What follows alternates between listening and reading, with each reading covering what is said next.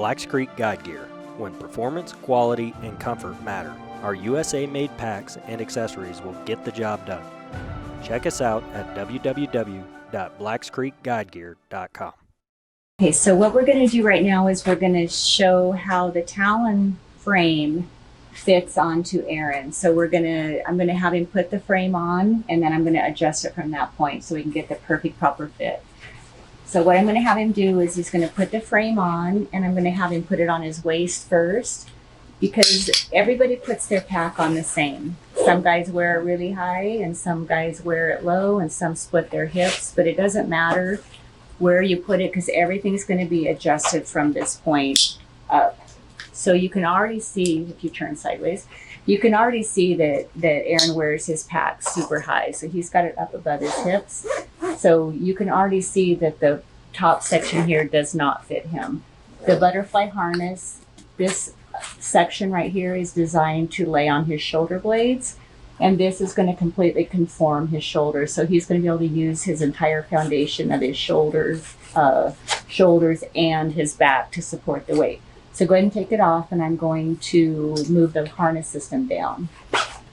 On the adjustment section of the frame, the butterfly harness is going to move up and down on this foundation. There's some rungs here. We had it at the highest setting, which was obviously way too tall. So I'm going to take this whole butterfly harness, it's just a piece of Velcro, and I'm going to move it down. And I want to go all the way to the bottom, but I think maybe this is going to be the right setting. And it's really just hit and miss from this point so you can get everything laying properly on your back.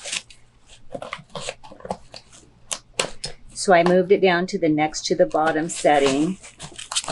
And the shoulder straps are not anchored to the frame, so just make sure those don't twist behind the butterfly harness. You want them to come straight out. And then I'm just going to Velcro that back and secure it. And so now it's down to the next to the bottom setting. I've moved it down approximately 3 inches on the frame itself. Okay, so go ahead and put it back on. Same story, you're going to put it on your waist as close as you can to the last time. And only tighten the waist belt down because I'm going to walk through this. Okay, so by moving the harness system down, we now have the butterfly pads on the back of the harness system closer down to his shoulder blades here.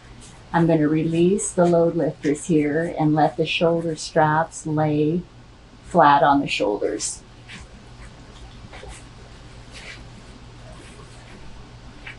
Okay, and then the other key is we don't want, because these are moving shoulder straps, they actually walk with you or move with you while you're walking. You don't want them clear out here in your armpits and pulling. What that does is it puts a big bow in your back when you have a lot of weight and your shoulder straps are out here. And you don't want them in here where they're causing a rash on your neck. So with the sternum strap, you're just going to find the sweet spot on your shoulders. That looks good. Okay, so, and then once you get that, go ahead and take the straps on the bottom and pull them into place. Okay, so now if you turn, now what we've got is complete forming here on his shoulders, and this is laying on his shoulder blades here where it's supposed to lay. And then the other key item, we don't have any weight in here, so what we don't want is we don't want the shoulder strap to lift up off the shoulders. But because there's no weight, we're going to naturally get some raise here. But if he were to pull, go ahead and pull on those. You can see what that does to the frame. And he gets a little bit of a lift right there, but we'll take care of that with the weight. And I have an adjustment here as well. But did you feel that come up off your lower back? So just by reaching up here and releasing that, he's able to manipulate his load back and forth, keep it on his shoulders if that's where you want the weight, or moving it back down to your lower back. And then keeping your muscles from getting so tired just by keeping it moving. If we are still getting a raise here after we put some weight into it, there is a tri-glide here that we're just going to slide backwards, which is going to eliminate the raise that we're going to get. So go ahead and pull that again. Okay, so he didn't have as much adjustment there, but we didn't get any raise here either. This is super critical. You want this to stay down flat on your shoulders. This video series was brought to you by Outdoor Wild Legacies Productions.